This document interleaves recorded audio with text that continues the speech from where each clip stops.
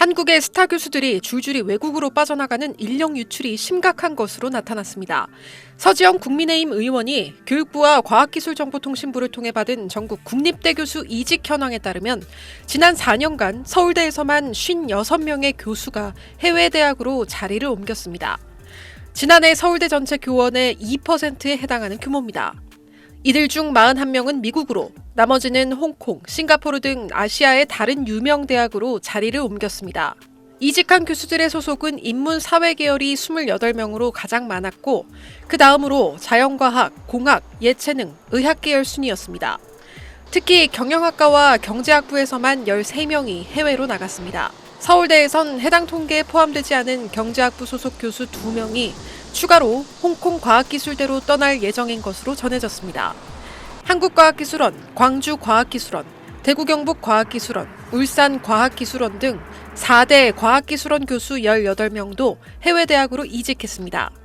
이 대학 교수 28명은 서울대, 41명은 수도권 대학으로 옮겼는데 서울대 교수들이 해외로 줄이어 빠져나간 빈자리를 지역 국립대 교수가 채우는 이 연쇄 인력 유출도 이뤄지고 있습니다.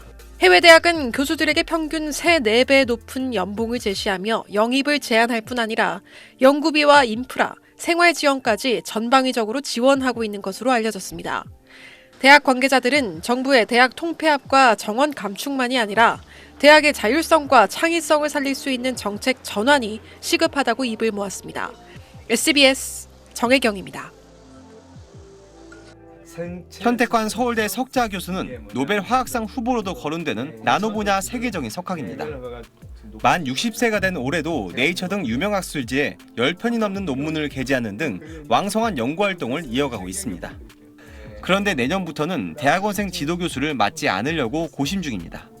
박사학위를 받기 위해서는 대학원에 들어오게 되면 한 5년, 6년 뭐 그렇게 걸리거든요. 실제로 교수가 은퇴해버리면 지도교수가 없어지는 거잖아요. 60 언저리의 서울대 교수들 사이에선 이렇게 대학원생을 받지 않으려는 분위기가 이미 형성돼 있다고 합니다. 65세 정년을 전후로 아예 해외로 떠나는 이공계 석학들도 많습니다. 촉군 이론 등 물리학 분야에서 많은 연구 성과를 남긴 이기명 전 고등과학원 부원장은 올해 정년을 맞아 중국 베이징 응용수학연구원으로 옮겼고 수학 분야 석학 최재경 전 고등과학원 원장도 은퇴 후 홍콩과 프랑스를 거쳐 올해부턴 미국에서 연구를 이어가고 있습니다.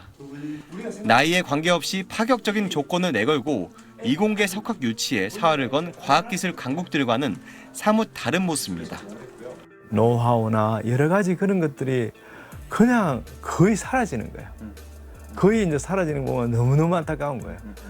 2016년부터 시행된 과학기술 유공자 지원법에는 유공자로 선정되면 정년이 지나도 정부 출연 연구기관에서 연구를 이어갈 수 있게 했지만 지금까지 적용 사례는 한 명도 없습니다. 지금까지 선정된 유공자 85명 중 64명, 75%는 이미 작고한 사람이었고 생존자 중 최연소자는 선정 당시 70세였기 때문입니다. 적극적으로 현역에 계신 분들을 유공자로 지정해야 된다.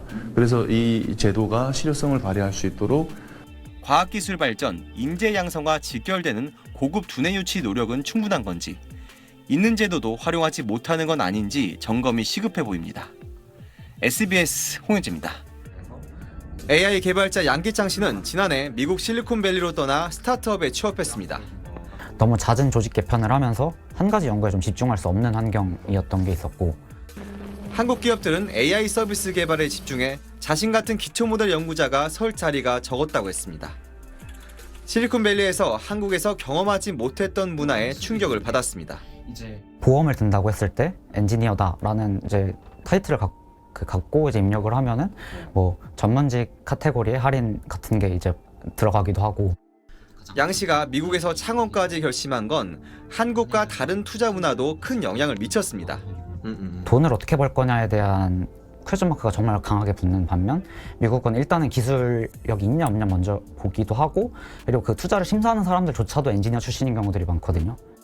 미국 스탠퍼드 대학 인간중심 AI 연구소가 매년 펴내는 보고서에 따르면 한국은 인구 10만 명당 AI 특허 수나 인재 집중도는 양호하지만 인도, 이스라엘과 함께 AI 인재 유출이 심한 나라입니다.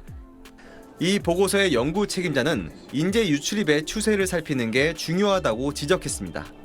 Next year the trend maintains itself, then that might be a moment where you might perhaps pause for concern and try to think if there's some more serious policy action that's required to balance the flow, so to speak. AI 인재 규모가 눈에 띄는 상승 곡선을 그리고 있는 캐나다의 비결을 물었습니다.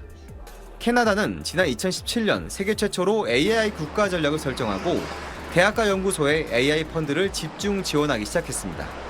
From an immigration perspective, Canada has done a lot of work to prioritize finding ways to kind of bring highly talented people into Canada. So for some of these nations, it definitely reflects political prioritization and kind of a concerted effort to get more talent in. 그는 흥미로운 연구를 수행하는 연구기관을 보유하는 게 AI 인재 확보의 핵심이라는 말도 덧붙였습니다. SBS 홍현재입니다.